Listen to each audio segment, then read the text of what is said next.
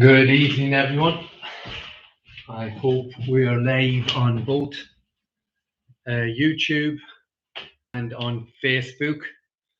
I'll probably just wait for a moment just to get maybe some confirmation that our sound is okay. That should be better on YouTube now. Apologies. We're just going to have another little recap of what happened in the court today. I think our sound is good. So, yeah, I created a live at lunchtime this afternoon, and we went through some of the details in respect of what took place in the courtroom. A little bit on yesterday, and obviously a little bit on today. But I suppose I'd like to start by confirming that our assertion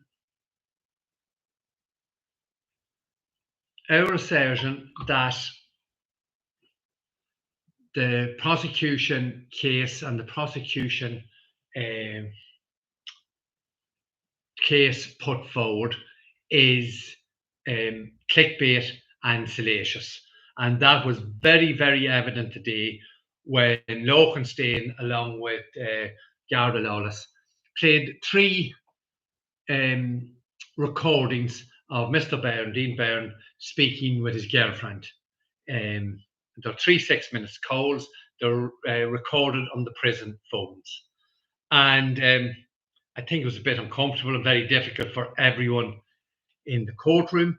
But I think it's very, very vital to understand here there was not one piece of relevant or pertinent evidence in those 18 minutes, the 3 6-minute calls. It was clickbait at its very best. And it was very tough for everyone, and obviously for Mr. Byrne in the court.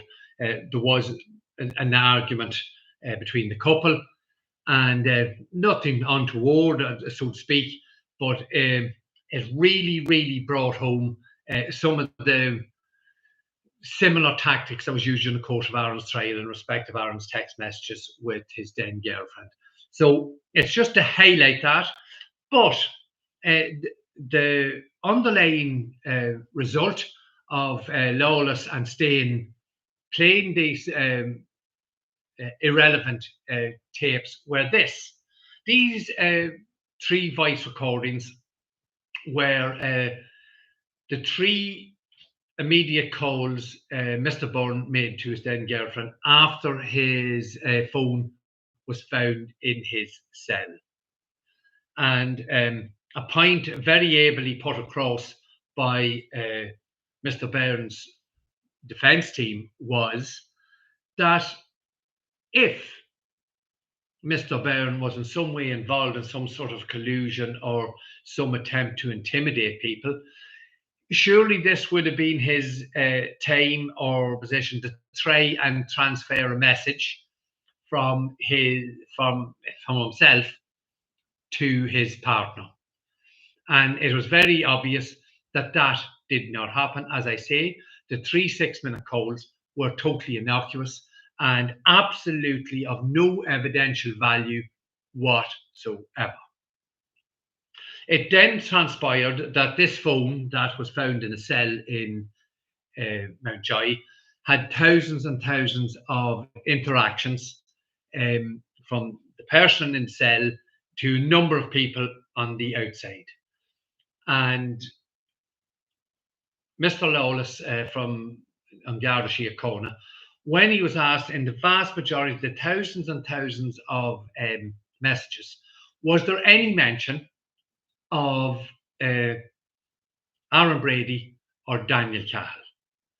And Mr. Lawless agreed that no, there was no mention of Aaron Brady or Daniel Cahill in these thousands and thousands of messages to a variety of different people. Now, we will come to some of the messages as and when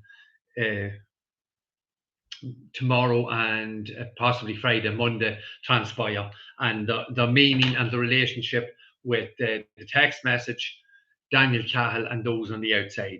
But one message I did mention this morning was a message that was, it's actually an audio clip, I believe. And this was sent from inside Mountjoy prison to a prisoner in the same D wing as Aaron, to a person on the outside. And there was an offer put forward by the person on the outside, money signals, and I'll find them. And that was in reference to Daniel Cahill.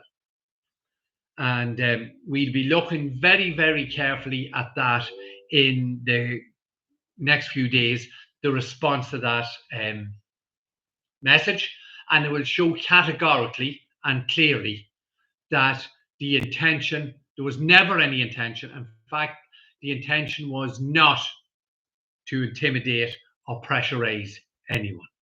But we look at today's message, and it was it's a voice note sent from inside the prison to outside the prison, to a person outside the prison. What's up, brother? I was talking to Brady out in the yard. He says he'd get his father to meet Dano's father or something, you know, and sort it out, like, because fucking Aaron never did anything wrong. Like, he never said anything or anything like that. Do you get me? He said, apologies. He said he'd get his father to meet up with Dano's father and explain. Do you get me? Do you understand? So that's fairly self-explanatory.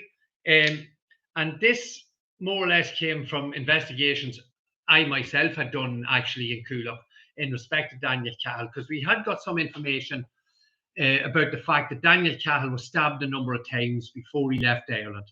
And he was involved with a group of people.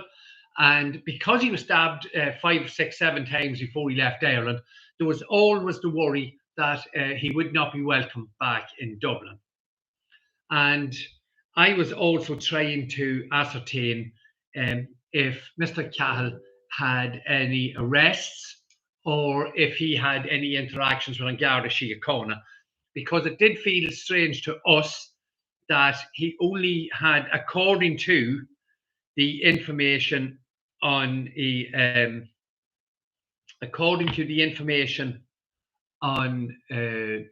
DPP disclosure to Aaron's trial, that Daniel Cahill was only stopped on the street 50 or 60 times. So on the normal course in the area in which he was living. Now, we had and still have serious concerns with that information, that there may be other interactions with An Garda Síochána, but just haven't got the full details of the official paperwork to get that across the line at the moment. But it is something, obviously, we're concerted at working at. And that is the reason I wanted to speak to Daniel Cahill's father. The information I had at that time and the information Aaron got from those from within the prison who actually knew Cahill and knew Cahill's family was that Daniel Cahill was somewhat estranged from his dad. That was the information we had. And at this moment in time, we have nothing to suggest that that is incorrect. We may stand to be corrected in that. But because the meeting never took place with myself and Daniel Cahill's father, I can't confirm or deny the status between Cahill and his dad. And I was in the process of finding out if Daniel Cahill had ever been arrested or involved in some way with the real IRA. We knew his connections with the Ryans and whatever going up beside them, and we went through all that, and him going on the charity walk with the 32 County Sovereignty Committee, and he didn't know what it was. Not sure if Cahill is that stupid, but this was the reason we were doing our own investigations to find out the truth, because a number of members of An Garda Síochána were in the hospital the night Daniel Cahill was taken in after being stabbed. There must have been a Garda report into Daniel Cahill's stabbing. And from what we can ascertain from staff in the hospital at that time that can recall it, there was at least 3 or 4 members of Garda Síochána. Now, if Garda Síochána, 3 or 4 members attended the hospital and did not report the incident, so be it. But if someone is stabbed 5 or 6 times and they're brought to the hospital, I would suggest if members of Garda Síochána attended at the bedside of Daniel Cahill, there should have been some form of formal report in respect of the knife attack. So that was the line of inquiry in relation to Daniel Cahill. I will say once again, we make absolutely no apologies for doing our own investigations, because even that little bit, the knife attack itself, shows clearly that Phillips, Mary and others were hiding vital information in respect of Daniel Cahill, and indeed, as we have shown through all our videos in respect of the witnesses in America, vital information, drugs charges, legal immigration, ammunition, attacks, extradition warrants, all forms of interactions with the security forces that would render these people totally unsuitable as witnesses in a capital murder case. But if what these people were saying, if what Cahill was saying was genuine, Phillips and others, and Stain and these people would have no issue in saying, we'll hold our hands up here. These people are suffering from these issues with the authorities, but this is, and lay it out straight instead of hiding it. The reason they were hiding it is because they were using that information to create leverage and coerce these people into making false statements, which was obviously clear and highlighted in highlights by Thomas O'Callaghan, who told us exactly what this man here done in Boston. Offered him the opportunity to have a green card, offered him the opportunity of staying in New York. All he had to do was say that the Flynn brothers said something about the Modern robbery while they were drunk. The exact MO used by Cahill and Morton. And even at the best of times, hearsay is very poor. Drunk hearsay is absolutely ludicrous that it could be taken on board in any capital murder case. But again, that's something for the legal aspect of the case. And in the court today also, there seems to be some issue with possible texts or voice notes missing. That's something we look into in the tomorrow as the case progresses tomorrow morning. There's one more point I have covered the thousands and thousands of messages, and Mr. Lawless agreed that none of them indicated anything to do with Aaron Brady or Daniel Cahill. And I will remember as soon as I go off air. No, can't remember. So a brief look at where we are now with the case, this case in particular. We have no victims. Nobody has complained officially in any way, shape or form, either in a group or personally, about the Bradys or Aaron Brady intimidating. And indeed, that message, that is what was in my mind. The message in respect of myself meeting Daniel Cahill's father. Nobody from the Cahill family have come forward to make a statement and in any way cast any aspersions on the Bradys or Aaron Brady or anyone connected with Aaron Brady in relation to any form of intimidation.